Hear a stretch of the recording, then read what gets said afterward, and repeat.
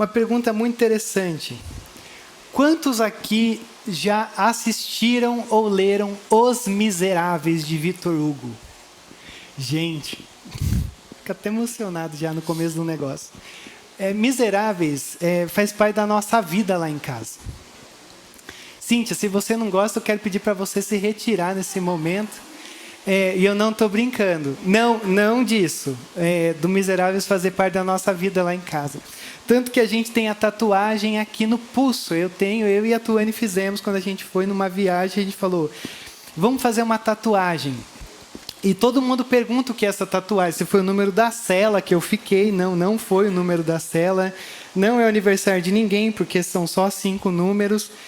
Mas esse número, que eu só sei falar cantando, é 24601, que é o número de um personagem chamado Jean Valjean. E o que rola aqui é o seguinte... Os Miseráveis, pelo próprio nome já... Opa, obrigado, Ana. Parece que agora até ficou mais... O barulho do ventilador dá um sono na gente que o olho vai fechando sozinho, assim. Os Miseráveis é essa coisa muito ali da França, daquele contexto caótico, né, de uma França totalmente miserável. E esse personagem chamado Jean Valjean, ele tem um lance muito dramático e um enredo muito interessante dentro dessa história toda. Porque Jean Valjean, ele ficou anos preso por ter roubado um pão. De tão miserável que é a história e como o enredo e a narrativa vai construindo. E nesse tempo em que você está vivendo essa miséria, você rouba um pão e você é preso por anos, é muito curioso porque dentro dessa história dele, o coração dele vai sendo sempre carregado para um lado muito ruim da coisa toda.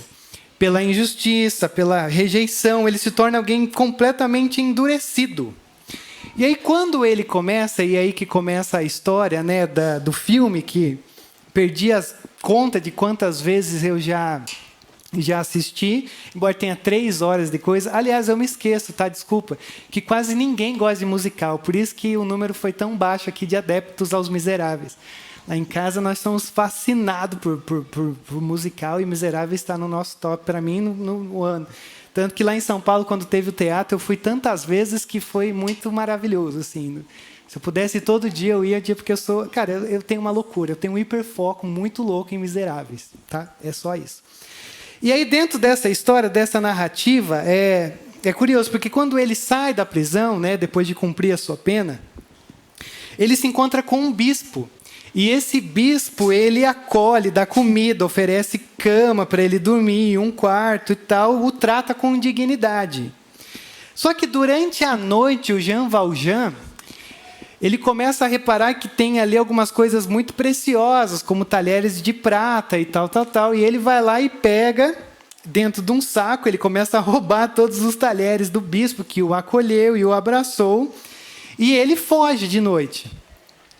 Só que chega um momento da história, que é logo em seguida, que os guardas pegam Jean Valjean e pegam ele, né? E ele sempre carrega um documento com o seu número 24601, tal, que é a minha tatuagem, para dizer, é um ex-condenado, mas assim, tá.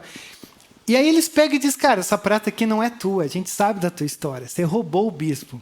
E agora você vai voltar para a prisão, então vamos voltar lá para a casa do bispo, porque a gente quer fechar esse negócio todo para você voltar para a sua condenação.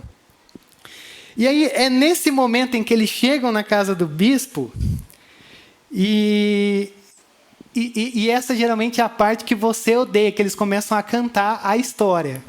Tá tudo bem, eu não vou julgar você. Eu vou sim. E aí eles começam a dizer, cantando assim, ele teve a ousadia de dizer que o Senhor lhe deu isso, a prata.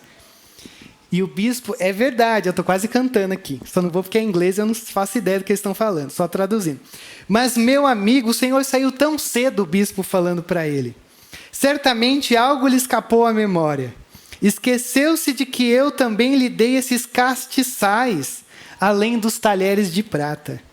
Como deixarias o melhor para trás? Se você não entendeu, essa cena ela é muito dramática, porque os guardas dizem, agora a gente vai incriminá-lo mais uma vez, e o bispo diz, não, fui eu que dei. Aliás, você se esqueceu desses castiçais também, e coloque o Jean Valjean olhando assim, sem entender nada, e aquela coisa rolando. essa cena é muito maravilhosa. Porque esse número que eu tenho, que Jean Valjean tem, ele carrega essa ideia de uma graça que transforma quando você se encontra com um ato tão poderoso na tua vida, que a tua maneira de olhar o mundo, ele muda.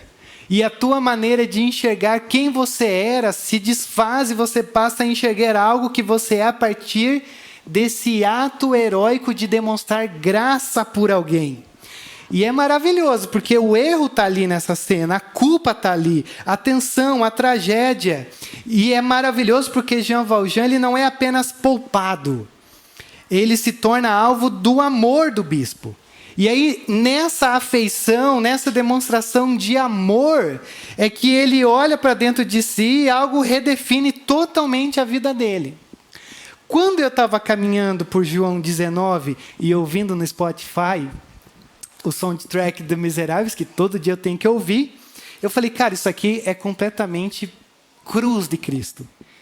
A cruz de Cristo também é uma cena dramaticamente maravilhosa, porque nós nos encontramos nesse lugar de João 19. Antes mesmo de você tentar imaginar, assim, se você está caminhando agora e começou agora o teu caminho na fé, quando você olha para o episódio da cruz, ai, Jesus morreu por mim, Jesus morreu por mim, é isso, mas o lance é muito mais sério, porque assim, é como se cada detalhe daquele sacrifício, daquela condenação e dessa coisa tão... Cara, é muito pesado, real, assim. O João não tanto, mas os outros evangelistas eles são muito pesados quando eles vão narrando a crucificação. Mas era para a gente estar experimentando aquela morte de cruz. Era para a gente estar experimentando essa morte, mas não da cruz física, do lugar, da cidade. Porque isso não tem hoje. Mas essa morte eterna. E de Deus olhando e dizendo, eu me agrado de ver o meu filho morrendo numa cruz. Quando a gente olha e constrói esse episódio diante dos nossos olhos, você vai ver que é como se a gente estivesse indo para um caminho de morte, e aí o Senhor envia o seu filho, e o seu filho entra no nosso caminho, empurra a gente para o lado e diz, não, deixa que eu entro por esse caminho de morte. Deixa que eu pago esse preço de morrer no lugar de vocês. Então Cristo... Ele entra no nosso caminho, ele nos tira, nos substitui, morre a nossa morte, sofre a nossa zombaria, ele sofre a nossa punição, a nossa humilhação, não apenas para a gente ser poupados, mas para a gente ser amados e redimidos. Então a cruz, para mim, é esse episódio que é brutal. Porque você tem injustiça, você tem manipulação religiosa, política, você tem violência, zombaria, abandono, humilhação e morte. E sempre tem aquela galerinha que está ali construindo esse enredo junto dos evangelistas. Os religiosos estão aqui fazendo de tudo para Jesus ser crucificado e morto, porque são cegos espiritualmente. Os governadores que estão envolvidos e colocados como esses fantoches de Roma são covardes, porque não enxergam algo em Jesus que de fato os condene. Então eles não conseguem dizer, não vamos matar esse homem inocente.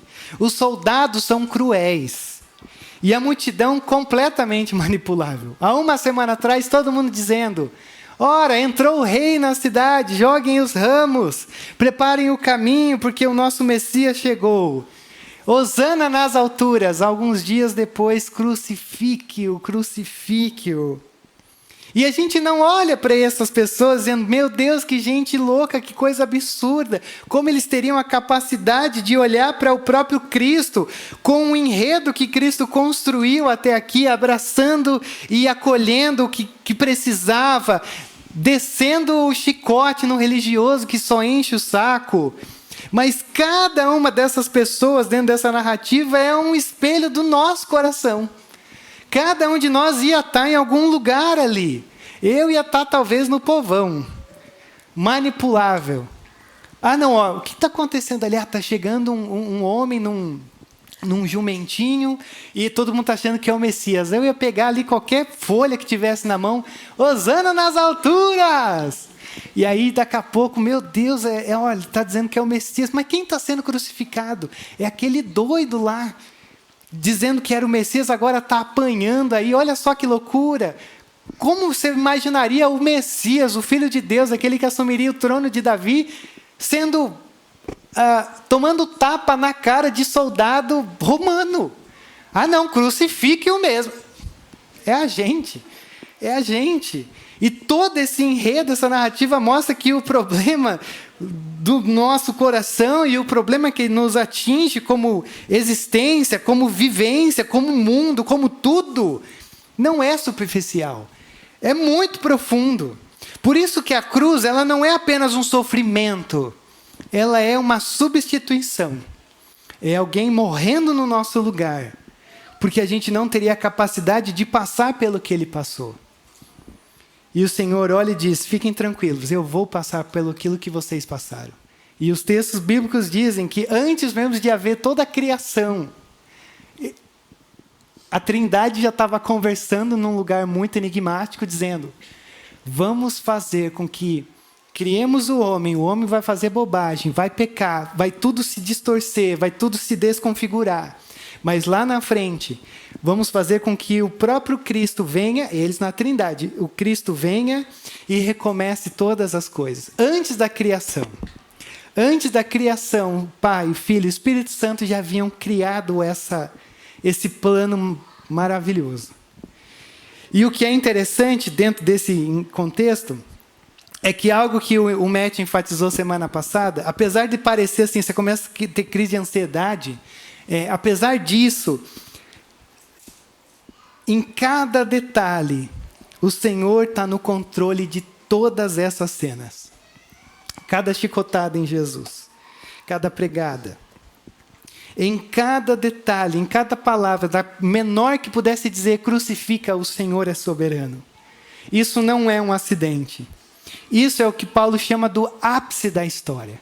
Quando Paulo está escrevendo, ele diz assim, chegou um momento, e esse momento é o momento em que Cristo vem, é como se toda a história humana, passada e de Cristo para frente, fizesse assim. Porque Cristo é o centro de toda a criação. Toda a criação, ela existe para esse momento. Todas as promessas do Antigo Testamento se cumprem nesse momento. Então, tudo que a gente está vendo aqui não é algo que o Senhor perdeu o controle. Meu Deus do céu, o que eu faço agora? Está todo mundo dizendo para crucificar e era para querer chamar para comer em casa. Não. Tudo aqui está sendo controlado pelo próprio Deus. E o que é importante também é que João, quando ele escreve essa narrativa, possivelmente ele era uma testemunha ocular. Ele estava presenciando tudo isso daqui. Ali na frente vai dizer que sim. Mas o que nos dá a entender é que João ele está escrevendo sobre um ângulo do que ele vê. E o que é mais interessante, que João nos salva nessa noite e nos salvou a mim durante a semana. Ele é muito cuidadoso nesse capítulo 19. Porque ele não quer manchar essas páginas com sangue. Porque os outros evangelistas, eles fazem quase diz assim o tamanho do corte de Jesus. E o João não. O João ele quer mostrar um lance um pouco maior do que isso. Ele não quer ensanguentar o capítulo 19, mas ele quer ensanguentar os nossos corações dizendo, olhe só o que Deus passou por você. Porque ele vai dizer isso lá no final. Então eu quero com você revisitar aqui o episódio da cruz.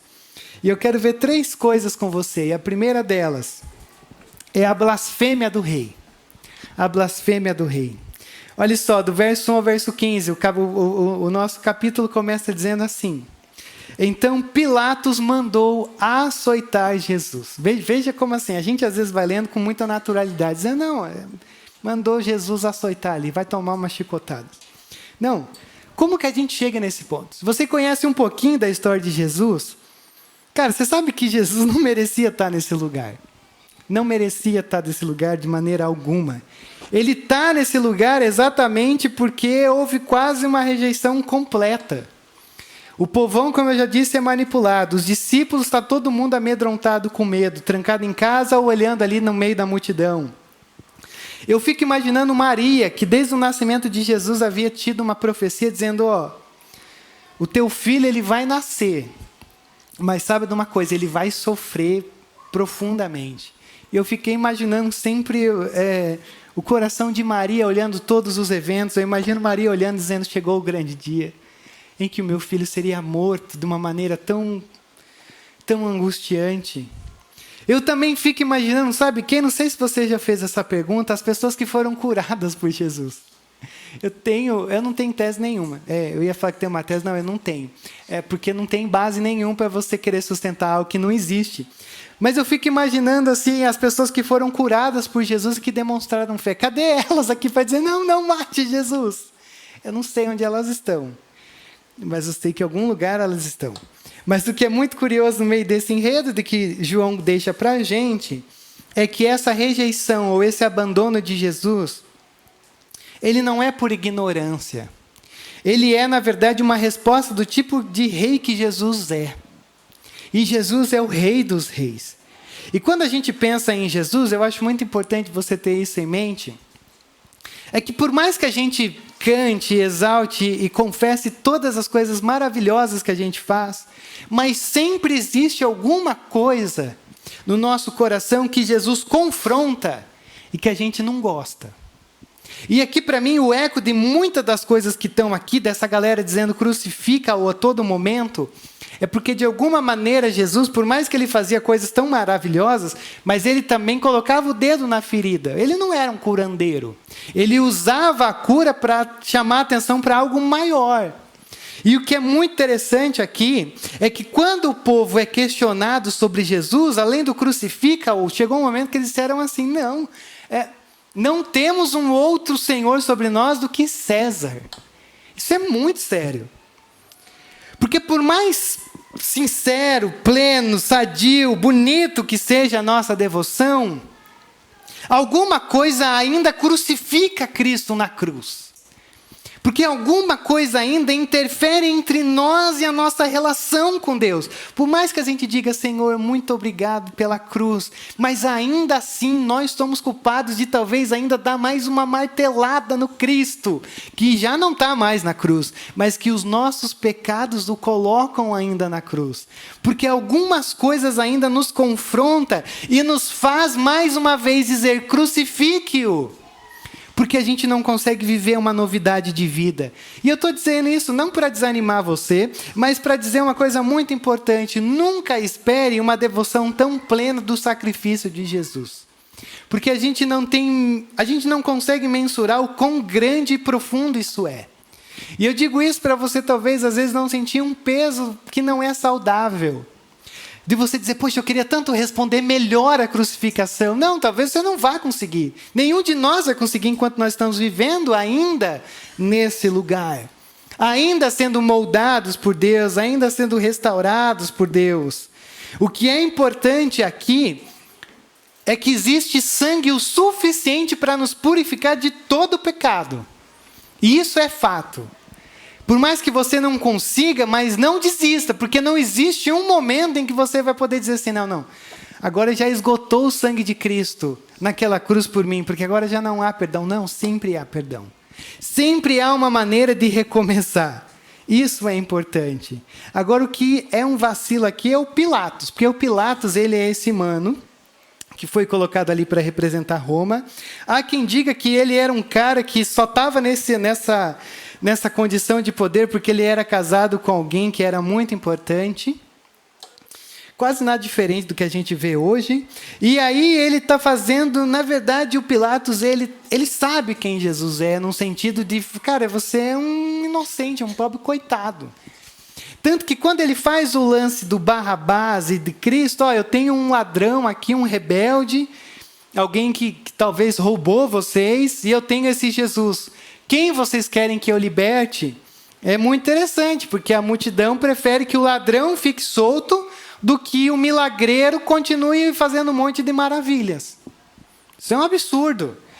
E sabe o que é mais absurdo? Sabe qual que é o nome de Barrabás, o significado dele? Alguém faz ideia? Pergunta de escola dominical. Por isso que a gente tem que ter a escola dominical. Barrabás significa filho do pai. Olha só que grande ironia.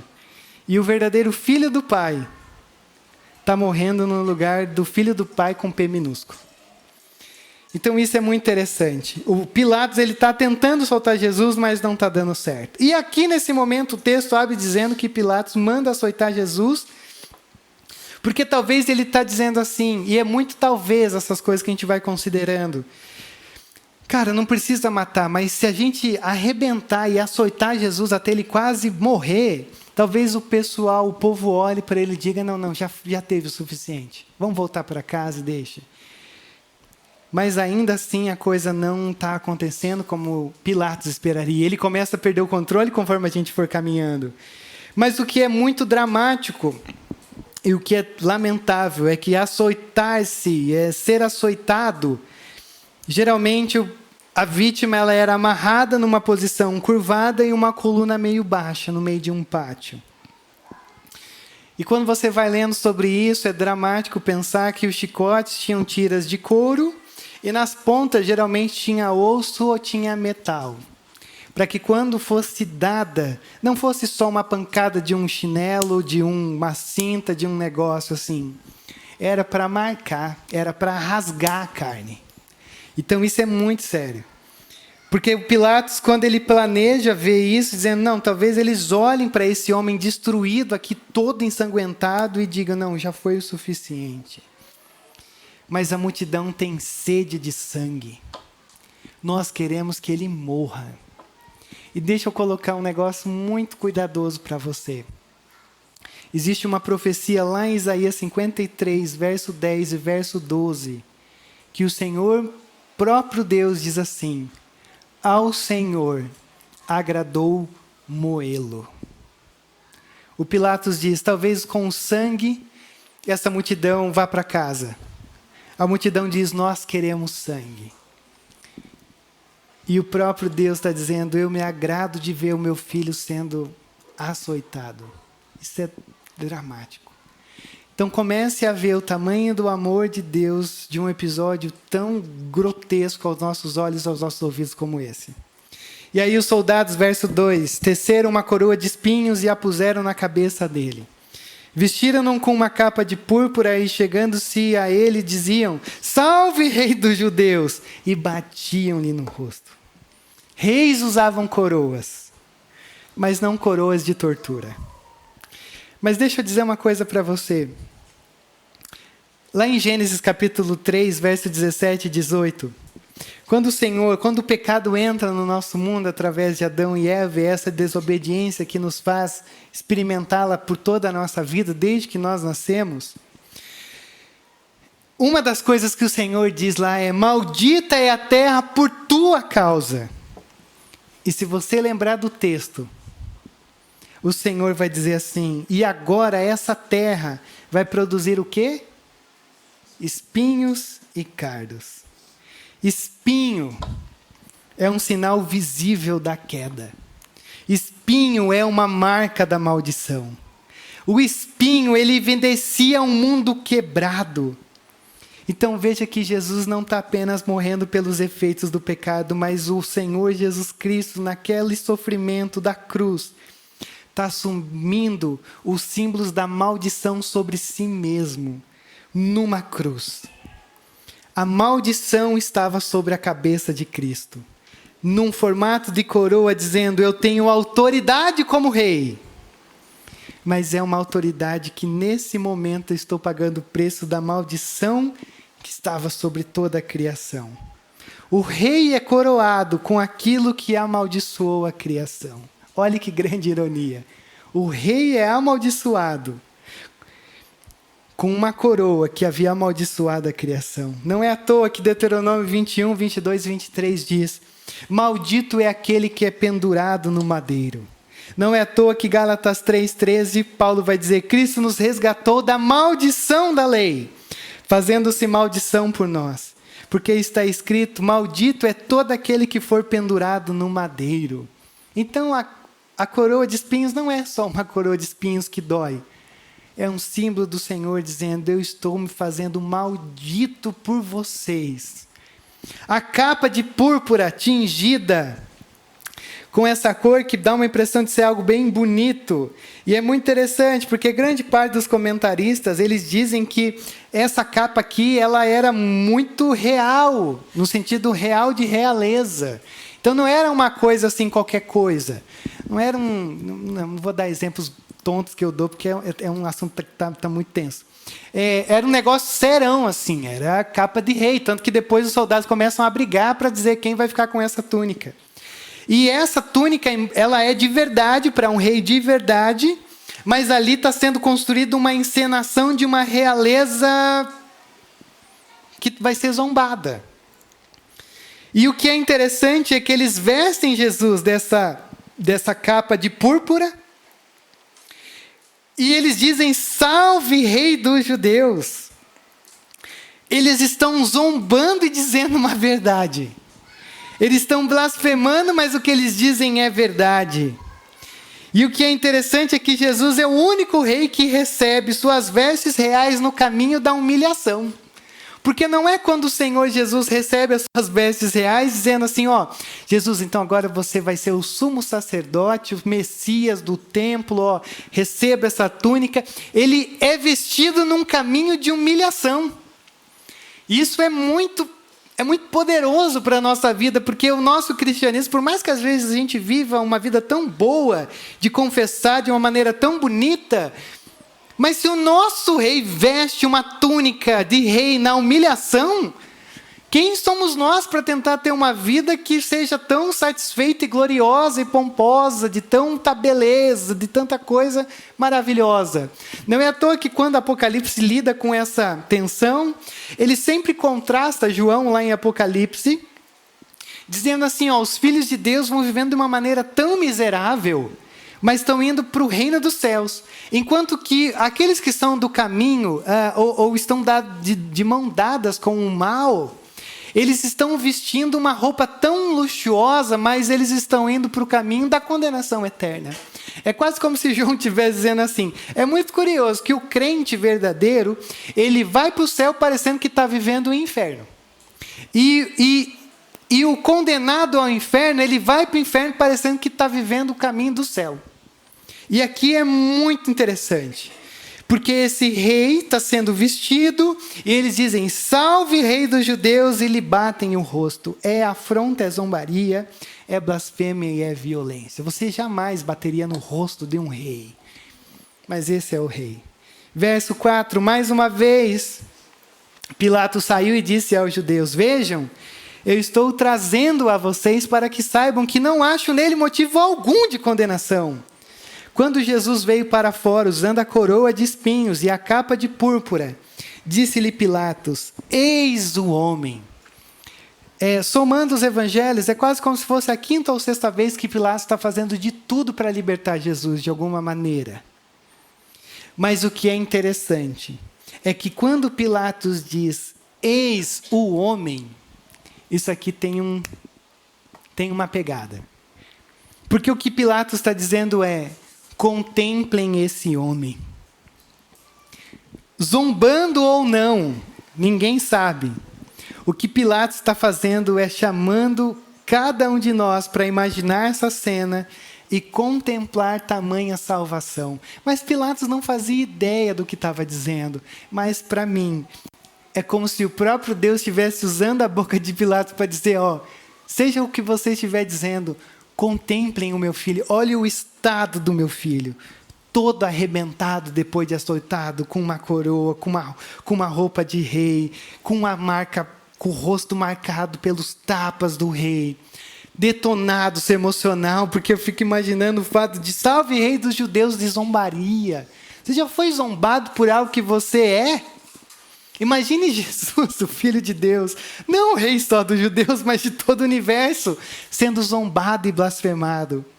Verso 6, ao vê-los, os chefes dos sacerdotes e os guardas gritaram, que agora os guardas chegaram junto na multidão, crucifica-o, crucifica-o. Mas Pilatos respondeu, levem-nos vocês e o crucifiquem-no. Quanto a mim, eu não encontro base para acusá-lo. E os judeus insistiram, temos uma lei, e de acordo com essa lei, ele deve morrer porque se declarou filho de Deus. Comece a perceber a construção desse cenário. Pilatos, de uma maneira muito fantástica, diz: contemplem esse homem. E eles olham e dizem: é verdade, eu acho que esse é o Filho de Deus. Não, crucifique-o. Eles estão condenando Jesus exatamente por aquilo que é verdade. Ele se declarou o Filho de Deus. Eles estavam certos na acusação, mas completamente errados em como responder a essa declaração.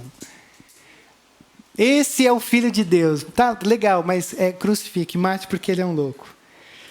Mas o que é interessante, o que tem que puxar o nosso coração para a gente não entrar numa crise de ansiedade nesse texto. O que os homens estão decretando por ódio, Deus está realizando por amor. Verso 8, ao ouvir isso, Pilatos ficou ainda mais amedrontado. E voltou para dentro do palácio. Sabe por que Pilatos ficou amedrontado? Possivelmente o pessoal diz que dentro desse contexto religioso romano, não tinha problema você acreditar em vários deuses e trazer vários deuses para si. O que eles acreditavam é que quando alguém se dizia filho de Deus, aquilo ali deveria ser considerado como um alerta. Porque dentro desse contexto, talvez ele pensou assim: cara, será que ele é um rei entre nós? E eu estou sendo conduzido em matar esse homem, talvez a conta vai chegar. Então ele puxa Jesus e diz: de onde você vem?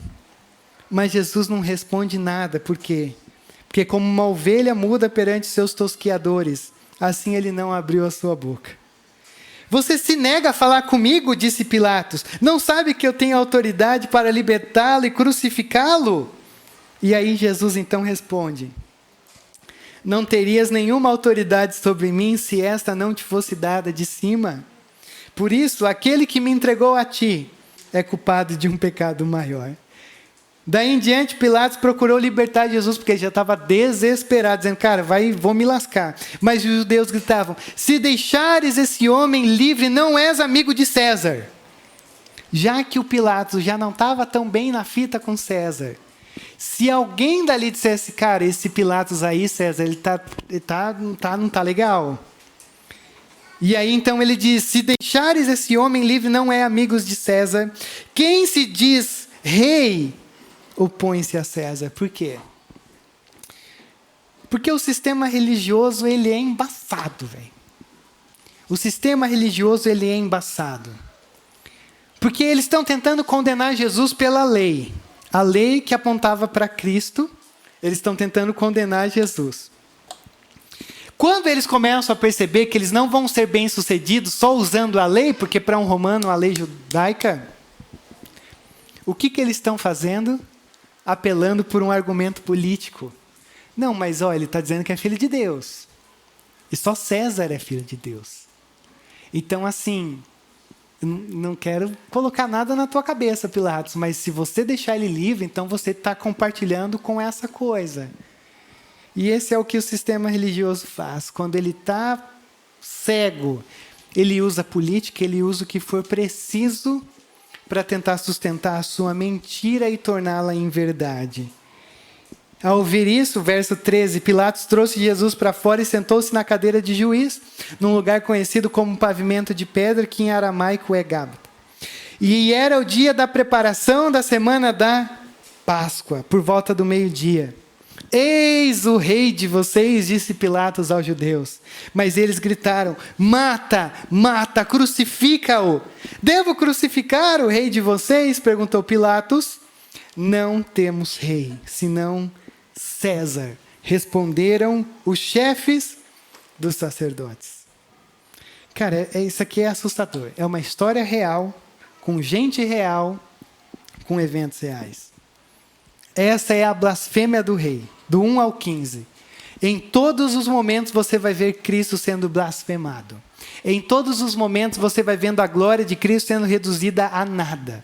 Em todos os momentos, nenhum deles olha em um minuto sequer e fala assim: não, mas espera aí. Esse homem de fato é o Filho de Deus. Em nenhum momento. E o ponto para mim e o ponto para João é claro. João está querendo levar a gente lá para o começo do capítulo 1, verso 29, quando ele diz assim: o Cordeiro de Deus que tira o pecado do mundo está pronto para ser sacrificado na Páscoa. Porque o texto acabou de dar a deixa para a gente. Era o dia da preparação da semana da Páscoa.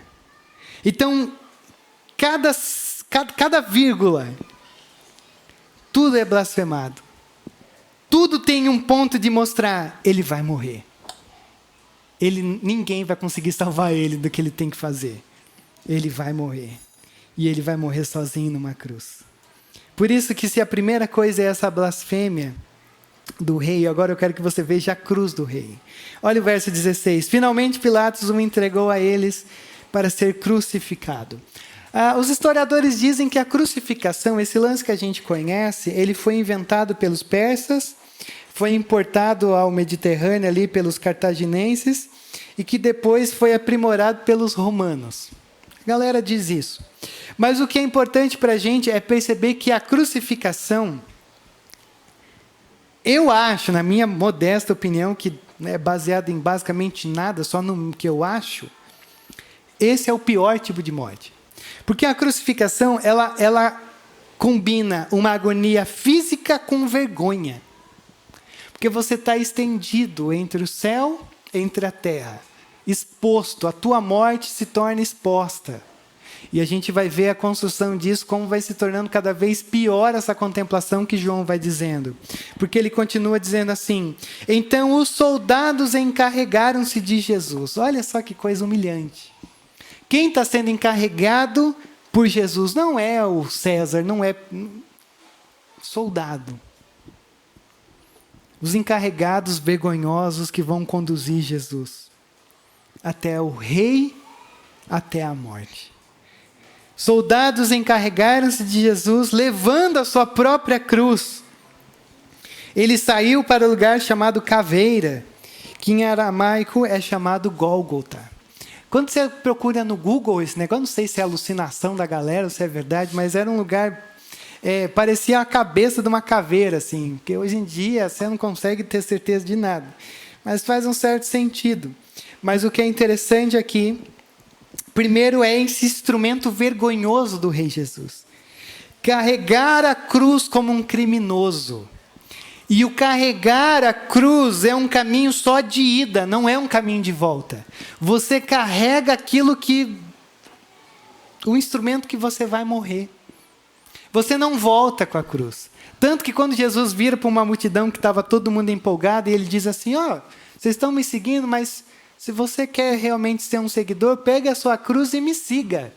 É um caminho de ida, você larga tudo e vai. Não é à toa que quando Isaac e Abraão lá atrás, Isaac vai ser um sacrifício, Isaac carrega a própria madeira. E quando você tem todo aquele enredo, se você está por dentro disso, e o Abraão vai matar o filho Isaac, sacrificar, em um momento aparece um cordeiro, e antes o Abraão diz: não, mas papai, se a gente está indo para fazer um sacrifício, cadê o cordeiro? E o Abraão, ele diz assim: o Senhor providenciará o cordeiro. E o cordeiro está aqui diante de João 19, carregando seu instrumento de morte. As pessoas dizem, embora os filmes não, que geralmente naquela época eles levavam essa parte horizontal da cruz, era amarrado assim, lá no lugar que a cruz já estava em pé, a parte vertical. Então eles só encaixavam e faziam todo um lugar. Então é um instrumento vergonhoso do rei, carregando a sua própria cruz num caminho de ida. Mas não só essa coisa dessa ideia do instrumento, mas veja o lugar vergonhoso do rei, além dos limites da cidade. Porque esse lugar onde eles eram, onde Jesus está indo para ser crucificado, é um lugar só onde os bandidos são sacrificados. É os excrementos da cidade, é quase um lixão. E Jesus está sendo levado para fora da cidade. Não é à toa que lá em Hebreus 13, 11 e 12, fala que ele tinha que ser levado para fora da cidade. Num lugar de exclusão. Porque cada detalhe aqui geralmente é um cumprimento de uma profecia. Jesus não morreu apenas numa cruz, mas no lugar da exclusão. para que todos aqueles que fossem excluídos pudessem entrar nesse lugar da Nova Jerusalém. E não só isso, ele está assumindo o lugar de quem estava fora de Deus. Verso 18, ali o crucificaram com ele 2 outros, um de cada lado. Não é só um instrumento vergonhoso, não é só um lugar vergonhoso, é uma associação vergonhosa. Ele está crucificado ao lado de 2 marginais da cidade. E colocado ali como se fosse só mais um marginal. O rei dos reis, ao lado de 2 homens, que qualquer um de nós evitaria de cumprimentar hoje em dia. Verso 19, Pilatos mandou preparar uma placa e pregá-la na cruz com a seguinte descrição: Jesus Nazareno, o rei dos judeus. Muitos dos judeus leram a placa, pois o lugar em que Jesus foi crucificado ficara próximo da cidade. E a placa estava escrita em 3 línguas, aramaico, latim e grego. E os chefes dos sacerdotes dos judeus protestaram junto a Pilatos: pô, você está de sacanagem, não escrevas o rei dos judeus, mas sim que esse homem se dizia rei dos judeus. Pilatos respondeu: o que escrevi, escrevi. É um insulto do rei. Existe um sinal vergonhoso sobre a cabeça do rei. Esse é o rei de vocês, o miserável rei de vocês. Aquele que disse tantas coisas, que fez tantas coisas, mas agora está sendo humilhado. E era um costume, geralmente, colocar uma plaquinha com o nome do criminoso e a natureza do crime. Porque você sabe como são as pessoas, né? Tem uma pessoa crucificada ali no Monte da Caveira. Você vai dar aquela passada e a primeira pergunta que você vai fazer é: o que será que ele fez? E aqui era igual, que é o mesmo povo de lá, é o mesmo povo daqui. Então eles colocavam essa natureza. Mas o que eu quero que você perceba é que essa inscrição ela foi única. É lógico que havia dezenas de Messias ali, pessoas que se diziam Messias, ungidos e enviados de Deus. Mas eu gosto de acreditar que essa inscrição foi única, porque só o Filho de Deus poderia de fato ter uma blasfêmia verdadeira. Eis o rei dos judeus. E é uma zoeira, mas é uma verdade. E por 3 línguas, todos que passavam ali conseguiam testemunhar que o Filho de Deus estava de fato morrendo numa cruz. Mais uma vez, é como se o próprio Deus não usasse só a boca de Pilatos para dizer: contemplem esse rei. Mas agora o próprio Deus está dizendo: escreva numa caixinha, numa placa, numa madeira, que esse de fato é o meu filho. Verso 23, tendo crucificado Jesus, os soldados tomaram as roupas dele e as dividiram em 4 partes, uma para cada um deles, restando a túnica. Essa, porém, era sem costura, tecida numa única peça, de alto a baixo. Não as rasguemos, disseram uns aos outros. Vamos decidir por sorteio quem ficará com ela. Isso aconteceu para que se cumprisse a escritura que diz: dividiram as minhas roupas entre si. Até isso é pensado. E tiraram sortes pelas minhas vestes. E foi o que os soldados fizeram. Não apenas há toda uma coisa vergonhosa, mas há uma exposição vergonhosa. Muito se discute se Jesus estava nu ou se Jesus estava só com essas roupas íntimas. Mas o que nos interessa é que Jesus está sendo exposto vergonhosamente pendurado numa cruz. E aí eu tenho que mais uma vez lembrar você: ninguém está tirando a vida de Jesus aqui. É Ele quem está oferecendo para mim e para você. E o que é um absurdo é que nós semanalmente somos lembrados, diariamente vivemos esse propósito, de servir um rei completamente envergonhado, pendurado numa cruz. Te pergunto, você acha que esse é o tipo de rei que seria chamado para nos dar uma palestra sobre liderança hoje? Acha que esse seria o tipo de rei que atrairia multidões de fato por quem ele é? Para mim, eu acho que a gente tem um problema. A gente se acostumou com a cruz. Mas você está percebendo que esse é o pior momento de Jesus? E é nesse pior momento que ele vai mostrando o seu amor. Enquanto você ainda estava tentando viver sem Deus, Deus já estava morrendo por você. Antes de você existir. Então, Cristo não poderia morrer como um herói. Ele não poderia morrer como alguém amado pelo povo. Ele tinha que morrer carregando a nossa culpa. Então, cada detalhe desse, mais uma vez, reforça essa ideia. Era para nós estarmos sofrendo essa humilhação. E é interessante, porque na nossa cultura, a gente desaprendeu um pouco a viver com dor. Qualquer tipo de dor, a gente já toma um remedinho para anestesiar. A gente evita o sofrimento. E Jesus não foge. Jesus não negocia. Jesus permanece nessa cruz. Em cada insulto desse, Jesus poderia fazer um negócio assim, poderia ter um anjo Miguel com uma espada ali para falar assim, acabar com todo mundo. Mas Jesus permanece. E mais do que permanecer, esse é um dos textos que eu mais uso quando tem momento de processo ativo de morte lá no hospital, tá? Um segredo para você. Quando as pessoas estão morrendo lá, e são de alguma religião que tenha Cristo como centro, eu sempre uso esse texto aqui.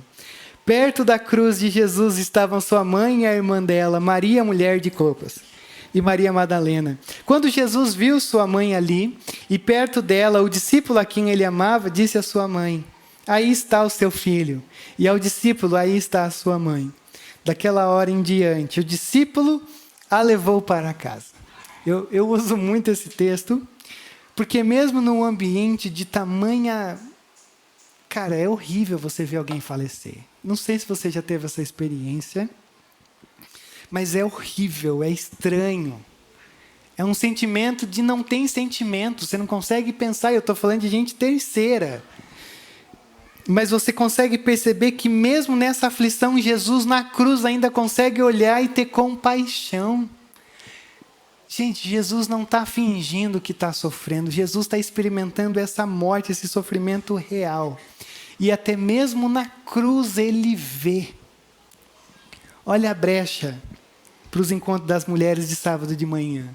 Mesmo na cruz, mesmo em sofrimento, ele vê. E a partir dali ele constrói um outro relacionamento dizendo, se firmem, se apeguem. É muito interessante, porque uma outra religião usa exatamente esse texto para colocar Maria num lugar muito alto sobre a igreja. Mas eu não acho que esse é um bom caminho saudável. Eu acho que o caminho aqui é que Jesus está dizendo, eu estou sofrendo, mas assim, está tudo no controle. Eu estou vendo vocês, eu consigo ver também a minha igreja, eu consigo ver o meu povo, eu consigo ver um povo redimido, um povo quebrantado, um povo que me ama, um povo que me adora, um povo que olha para mim com amor, dizendo, Jesus, muito obrigado por esse sacrifício. E o verso 28, mais tarde, sabendo então que tudo estava concluído para que a Escritura se cumprisse, Jesus disse, tenho sede. Estava ali uma vasilha cheia de vinagre. Então embebederam uma esponja nela, colocaram a esponja na ponta de um caniço de isopo e ergueram até os lábios de Jesus. Veja que Jesus está sentindo a dor e a aflição. Tenho sede. Quando você olha lá para Deuteronômio 28, 48, você vai ver uma profecia dizendo que haverá sede. E a verdade é que Jesus está sendo sede para que a nossa sede fosse saciada. E aí logo em seguida, tendo aprovado ou provado, Jesus disse, está consumado. Com isso curvou a cabeça e entregou o seu espírito. Está consumado. Essas palavras, eu acho que a gente também não consegue trazer a realidade delas. O que Jesus está dizendo é, a dívida está paga, missão cumprida, obra finalizada. E o que isso quer dizer? Isso aqui é muito importante para você que está aqui nessa noite entender o que é o Evangelho. O Evangelho não é, Jesus fez, agora então se esforce, tente melhorar, faça mais, para ver se dá alguma coisa na tua vida. O Evangelho é você só reconhecer o que foi feito por você e agradecer de mãos vazias diante do Senhor. Porque quando o Senhor diz está consumado, Ele está dizendo, eu fechei o negócio. Como diria o Kaká, eu fechei o game. A partir de agora zerou. A partir de agora já está feito. O que você e eu temos que fazer é só dizer, Senhor, muito obrigado. que a minha voz cante com mais força, que o meu olhar seja mais atento, que a minha leitura seja maior, que o meu tempo de oração possa ser gasto ainda de uma maneira mais plena, que o meu envolvimento com a igreja, com a missão, que tudo isso seja ainda maior, que eu responda tudo isso de uma maneira mais profunda, mas nunca é sobre vamos melhorar um pouquinho mais a vida. Não, foi concluído, foi terminado. A partir desse momento, a morte da morte na morte de Cristo foi consumado. A morte já não tem mais poder sobre nós. E é fantástico perceber que Jesus está lidando com coisas reais nesse está consumado. A culpa que você sente, você não precisa sentir mais. A ira que era para vir sobre você, você não precisa mais ter medo. O teu pecado também você já foi livre dele, mas ainda não, segura aí. Mas o teu pecado já foi perdoado, é só você confessar. A justiça que era para cair sobre nós, caiu sobre ele. E aí o João continua dizendo, e esse era o dia da preparação. E o dia seguinte seria um sábado especialmente sagrado. Por isso os judeus não queriam que os corpos ficassem expostos ali naquela cruz. E aí eles dizem, vai lá e dá um fim, quebra a perna do pessoal para eles morrer rápido se estiver agonizando. E aí então eles vão, quebram as pernas dos dois que estavam ao lado. E quando eles olham para Jesus, ele diz, ele morreu. E não lhe quebraram as pernas. Em vez disso, um dos soldados perfurou o lado de Jesus com uma lança e logo saiu sangue e água. Sangue e água. E o que é importante, você tem dezenas de profecias aqui, mas eu não vou entrar. Jesus realmente morreu. Jesus não dormiu. Jesus não ficou com a consciência muito baixa. Não rebaixou todo o nível de Jesus. Não. Jesus morreu. E o que é muito interessante, essa ideia de colocar algo ao lado de Jesus e fluir água e sangue. Água e sangue em João tem um significado interessante. Água geralmente traz a vida de vida e purificação. Sangue geralmente tem a ver com sacrifício e redenção. Tanto que quando Jesus se encontra com Nicodemos, ele diz assim, você precisa nascer da água e do Espírito. Quando Jesus se encontra com a mulher samaritana, diz, se você soubesse quem eu sou, eu lhe daria água e você jamais voltaria a ter sede. Quando Jesus está num discurso muito interessante, no capítulo 7, ele diz, e aqueles que creem fluirão rios de água viva. Aonde eu quero chegar? Quando você olha para Gênesis 2 e você vê o Senhor olhando para Adão dizendo, cara, está muito grande o mundo para um homem viver sozinho e sem ninguém para estar ao lado dele. É interessante porque o homem dorme e aí Jesus faz uma cirurgia muito boa ali, onde da lateral do homem se cria Eva. De Adão, de um corte, faz Eva nascer. E João 19, um guarda enfia uma lança no lado de Jesus e nasce um povo. A igreja nasce da ferida de Cristo. Purificação da água, sacrifício do sangue que flui, que escorre sobre a lança desse miserável, que a verdade é que cada um de nós estava com essa lança na mão, porque o soldado é a nossa história. E o que é fantástico é até a ferida mais profunda de Cristo se torna em fonte de vida. E eu fico imaginando a criação nesse momento. Eu fico imaginando os animais. Será que os animais teriam consciência? Dizendo assim, chegou o grande dia, onde todas as coisas vão começar a ser restabelecidas. Eu fico imaginando se as plantas dizendo assim, ele está pendurado entre Deus e os homens, entre o céu e a terra. Ele está pendurado no madeiro. Agora, então, nós podemos viver com esperança. Eu começo a viajar dizendo, será que a natureza olha para esse momento e diz, Senhor, obrigado. Mas é na cruz que o pecado é tratado, a morte é vencida, a nova criação é inaugurada. Mas ainda é sexta. Porque ainda não chegou a ressurreição. Ainda não chegou o domingo. E é lógico que eu vou seguir isso daqui, você sabe o que vai acontecer domingo que vem. Mas é muito interessante pensar que nós estamos na sexta-feira.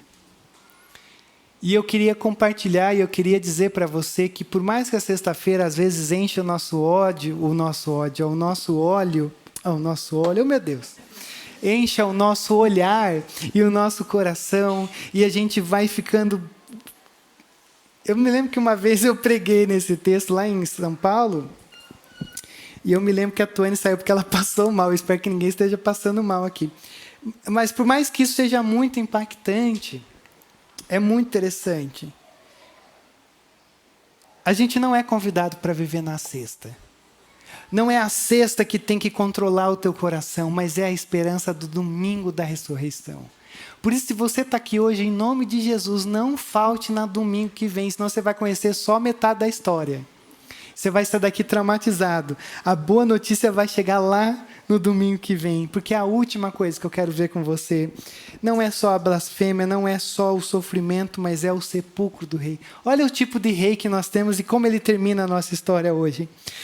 Verso 38, depois disso, José de Arimateia pediu a Pilatos o corpo de Jesus. José era um discípulo de Jesus, mas o era secretamente, porque tinha medo dos judeus. Com a permissão de Pilatos, veio e levou embora o corpo. Ele estava acompanhado de Nicodemos, aquele que antes tinha visitado Jesus à noite. Nicodemos levou cerca de 34 quilos de uma mistura de mirra e esses óleozinhos ali que eles vão conduzindo, né, aloés. É interessante. Levaram o corpo de Jesus. Eu acho para mim sempre me chama a atenção essa coisa. Deus cabendo num ventre de uma mulher. Deus cabendo numa manjedoura. Deus cabendo numa cruz.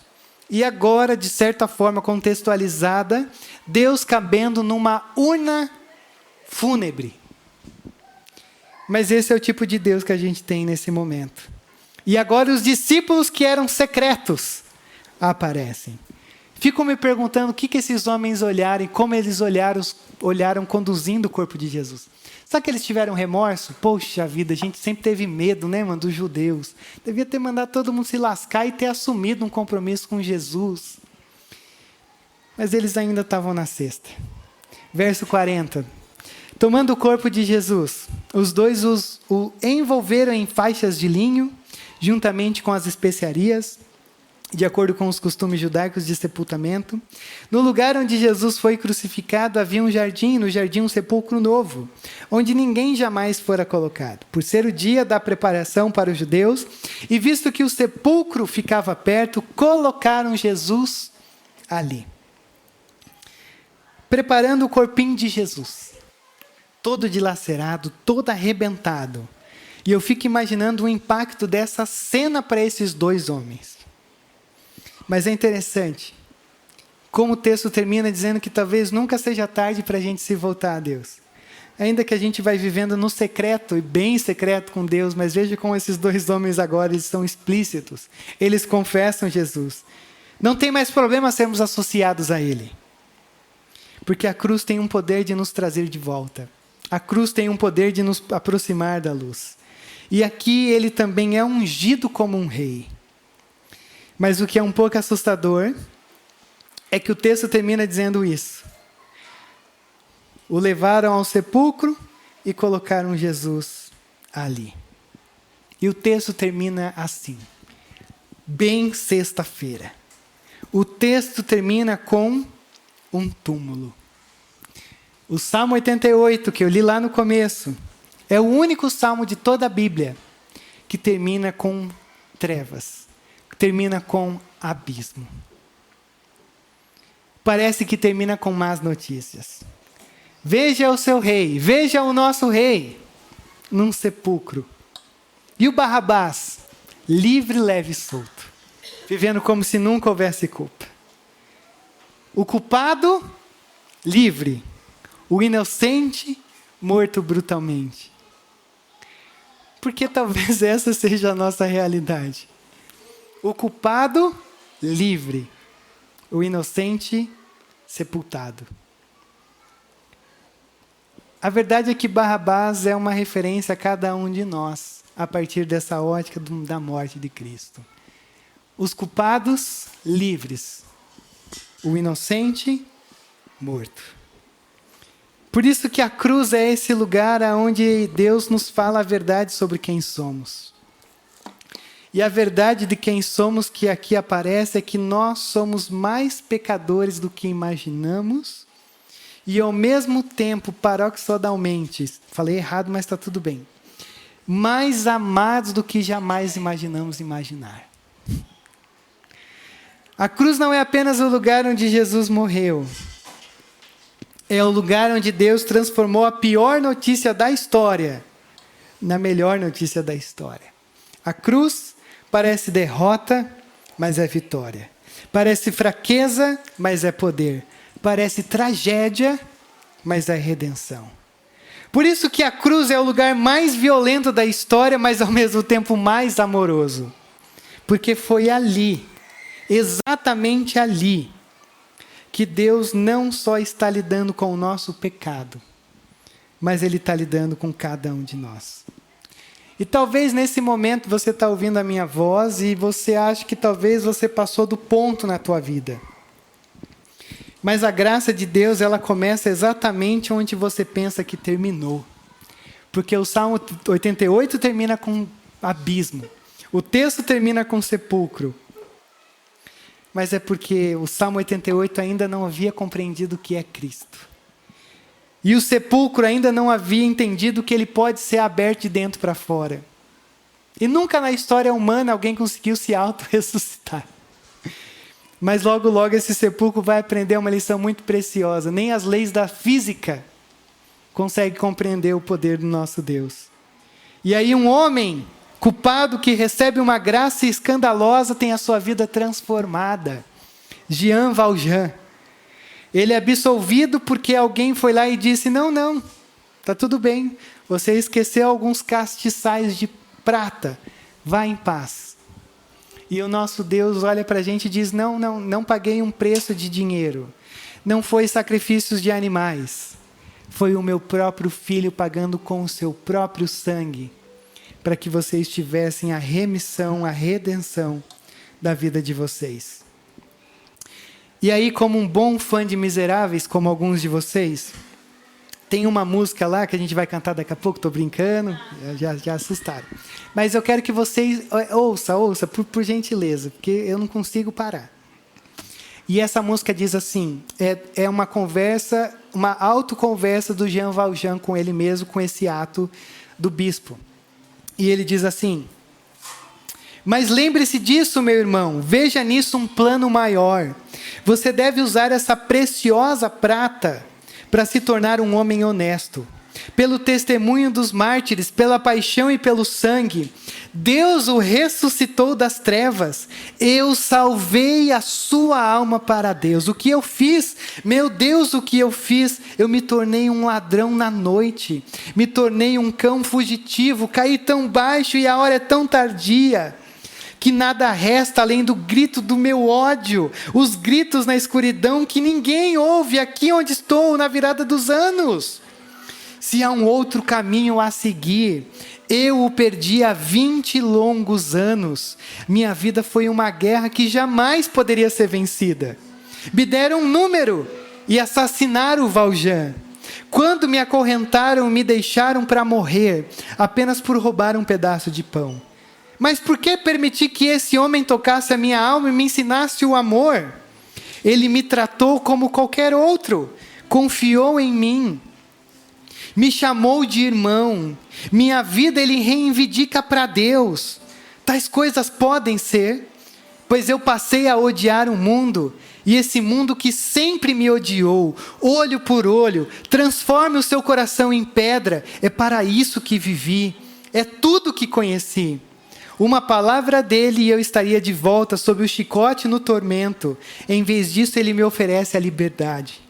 Sinto a minha vergonha dentro de mim como uma faca. Ele me disse que eu tenho uma alma. Como ele sabe? Que espírito move a minha vida? Existe outro caminho? E ele termina assim. Tento alcançar, mas caio. E a noite se aproxima. E eu encaro o vazio. O turbilhão do meu pecado. Vou escapar agora do mundo. Do mundo de Jean Valjean. Jean Valjean não é nada agora. outra história precisa começar. Por alguns quilos de prata. Como você responde a um recomeço de história? Com o Senhor Jesus jorrando o seu próprio sangue numa cruz. Essa é a pergunta dessa noite. Eu quero convidar você a levantar-se para nós orarmos sobre isso. Apresentarmos ao Senhor a nossa canção de gratidão a Deus. Por quem Ele foi, por quem Ele é. Porque Ele fez por nós. E a maneira como Ele cuida de cada um de nós. Outra história precisa começar. A nossa história não termina no final do Salmo 88. A nossa história não termina no capítulo 19 de João. A nossa história continua em João 20.